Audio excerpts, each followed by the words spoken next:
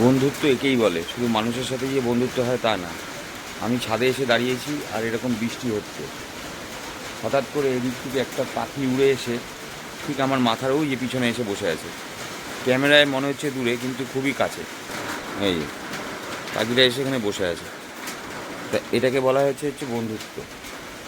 বন্ধুত্ব শুধু মানুষের সাথেই হয় না। আপনার চরিত্র যেভাবে গঠন হবে, প্রকৃতির প্রত্যেকটা প্রাণী আপনাকে সেইভাবেই চিনবে। সমাজের কাছে আমি খারাপ, কিন্তু প্রকৃতির কাছে আমি ভালো। নিশ্চিন্তে বসে আছে, কোনো রকম অসুবিধার কারণ নেই।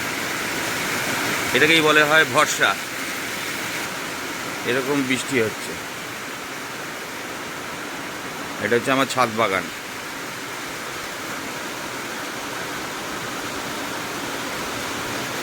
ওই দিকের ছাদেও আছে, আর আশপাশ দিয়ে আম গাছ, নারকেল গাছ, সুপারি গাছ, এই সমস্ত রয়েছে।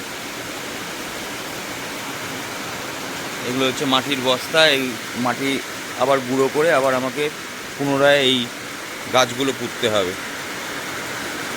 তা ছেলে এখন ক্রিকেট শেখে বলে সময় দিতে পারছি না, কিন্তু করতে হবে। এই যা উড়ে এসে আবার আমার সামনে এসে বসলো। এটা তুই বস, তোর ভয় নেই। এই দেখুন কীরকম। এই যে এই একেই বলা হয়েছে বিশ্বাস। ভাই আছে, বিশ্বাসে মেলায় বস্তু, তর্কে বহুদূর। এইটুকু স্টেপ, তার মাঝখানে এই যে বসে আছে। আবার ডাকে, গান শোনাচ্ছে আমাকে, ডেকে ডেকে গান শোনাচ্ছে। বাহ! হয়তো ওর বন্ধু বান্ধবদেরকে ডাকছে, ওর বউ বা বাচ্চাকে ডাকছে যে চলে আয়, এখানে ভরসার একজন কেউ আছে, কোনো ভয় নেই। ও কীভাবে জানি বিশ্বাসটাকে আরও বিল্ড করলো। দেখুন, আরও কাছে এসে বসেছে। এই দেখুন।